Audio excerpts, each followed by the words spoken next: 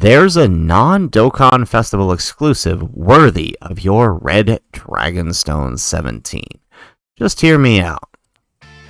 How's it, everybody? Celtic Link here. We're back for another Dokkan battle video. In today's video, we are taking a look at the units available for your Red Dragonstone 17 and who I think you should choose. This Red Dragonstone 17 was given out at the beginning of the Part 2 of the Starry Winter Night Dokkan Festival campaign, and as always, there are several Dokkan Festival older units available via your Red Dragonstone 17, as well as a bunch of non-Dokkan Festival exclusive Easy Aid units. So we'll start with listing sort of my top 3 picks from the Dokkan Festival exclusive categories, and it's really going to be based on sort of who you have, and then we'll sort of look at the non-Dokkan Festival exclusives and why I may rank one of the characters here beyond these Dokkan Fest characters. So let's just go ahead, let's jump in. Let's start with the number 1 Dokkan Fest character you should pick up if you don't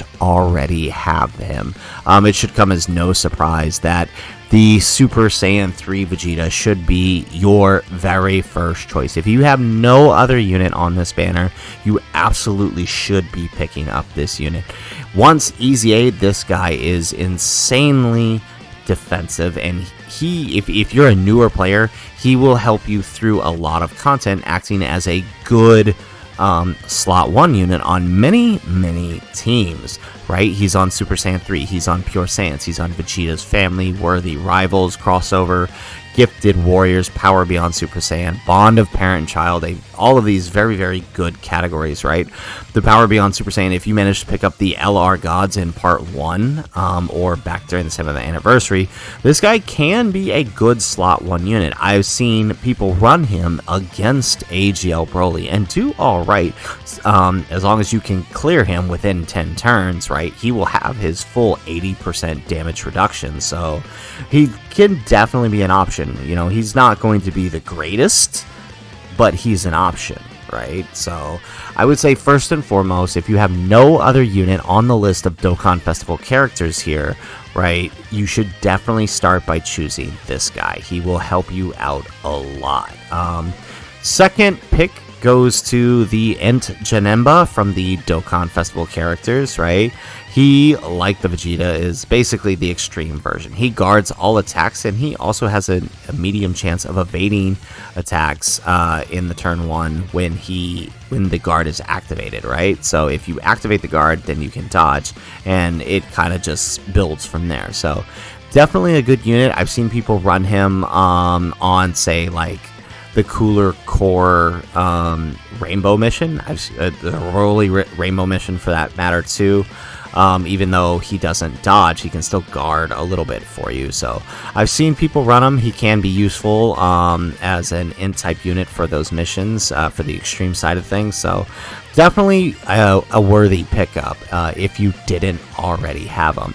And then finally, out of all the Dokkan Festival exclusives, right, if you had to choose, my rank 3 is always going to be the STR Gogeta, just because as a newer player, even against some harder events, like I wouldn't bring him into the red zone, but if you're just trying to clear out, say, like certain earlier SBRs and stuff as a newer player, this guy will definitely help you on certain teams, right? Movie Heroes, Super Saiyans, Final Trump Card has an SBR, right? I think that's the only other one. Fusion, right? There we go. I was forgetting about Fusion SBR, right? He'll help you on those early stages, especially as a newer player. If you don't have some of the more newer, powerful units on the category, he could be on there, right? With his effective against all types, he could definitely be helpful, right? He's not the greatest nowadays, but still there.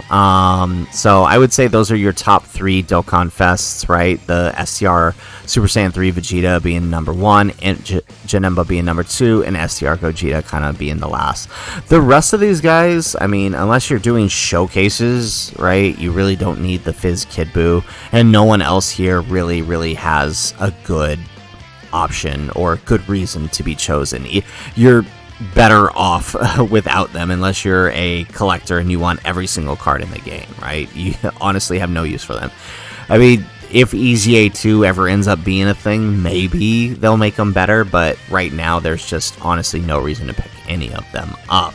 That said, that brings us to the list of non-Dokkan Festival characters. So let's assume now that you have all of these characters, right, with at least 55%, possibly even one dupe, right, in them. The extra dupe in Vegeta is actually really helpful, him being able to get the extra chance to stun. So definitely worthy of a dupe there if you wanted to pick up that. But if you didn't and you wanted to look at some of these non-Dokkan Festival characters, I would honestly advise against doing that unless you absolutely need a unit for a mission. My general rule is don't pick up these guys, right? Most of them are pretty old at this point and have very, very limited uses. Like, for example, the Fizz Goku here, like, he's not that great. He has a chance to stun, which can be helpful in certain super battle roads, but otherwise he's not that useful.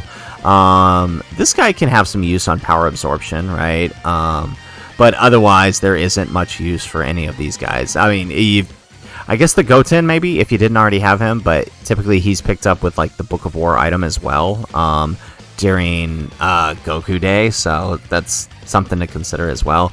Right, you guys did see, like, with Burst Mode, he can help you with Burst Mode for a nuking lead for the STR type, so it's worth consideration. I wouldn't go out of your way to do it, because all of these guys are available in the general pool. So if you're going to be summoning, especially if you're going to be summoning soon on the New Year's Step Up or any other banner, like if we get superhero stuff soon, you're bound to pick up one or two of these guys in your summon. So I wouldn't go out of your way to get them, with one exception, and that's these two guys down here. These guys were just added to the shop to be purchasable with this Red Dragon Stone, this STR Spirit Bomb Goku and the Vegeta, both from the final Kid Buu fight.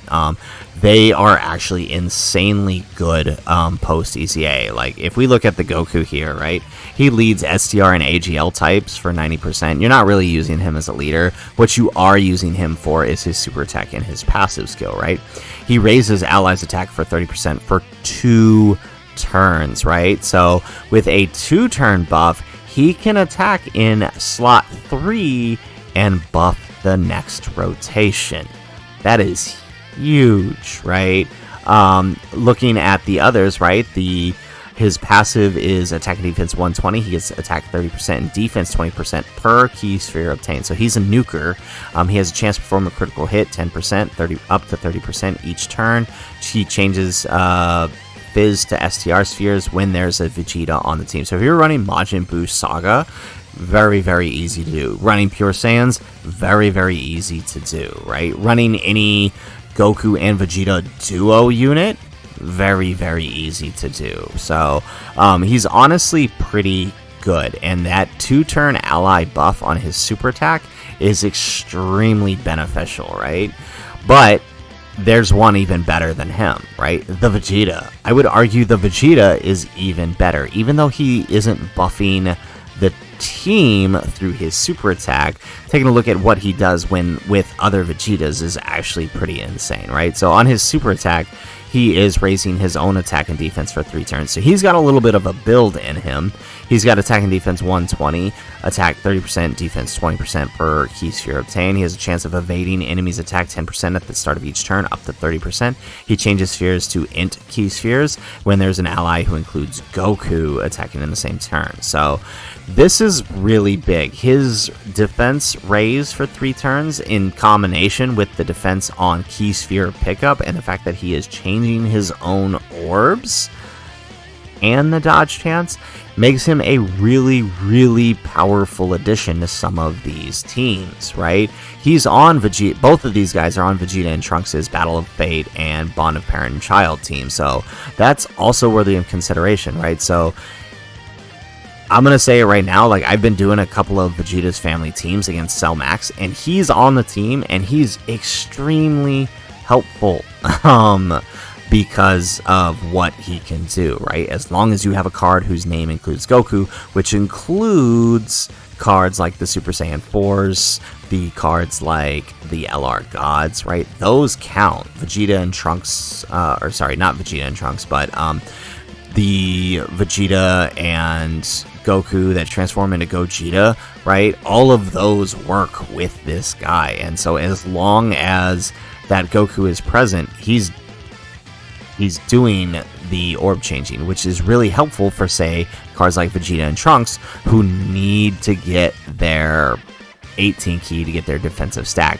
It's helpful for the LR gods, who can then easily get their 24 key to be effective against all types and get their additional super. So him being an orb changer is really, really helpful. And I mean, just look at all these teams he's on. Majin Buu Saga, Pure Saiyans, Vegeta's Family, Worthy Rivals, All Out Struggle, Connected Hope, Gifted Warriors, Battle of Fate, Bond and Parent Child. Oh, and he also helps out Majin Vegeta, right? If you're running Int Majin Vegeta's team, right, as long as you've got that Goku there, that Int key sphere change really helps him out, right? Because if you remember, Majin Vegeta needs those orbs in order to get his full passive and get his guard, which then he can then tank, you know, the hits in the later phases of other fights. So really, really, really good unit, and I would almost argue that above all other units, like if you already had the Super Saiyan 3 Vegeta and you didn't really have a team to build around the Int Janemba, I would almost argue, because of how good this guy is post EZA, if you didn't have him, he's worth your red Dragon Stone, right?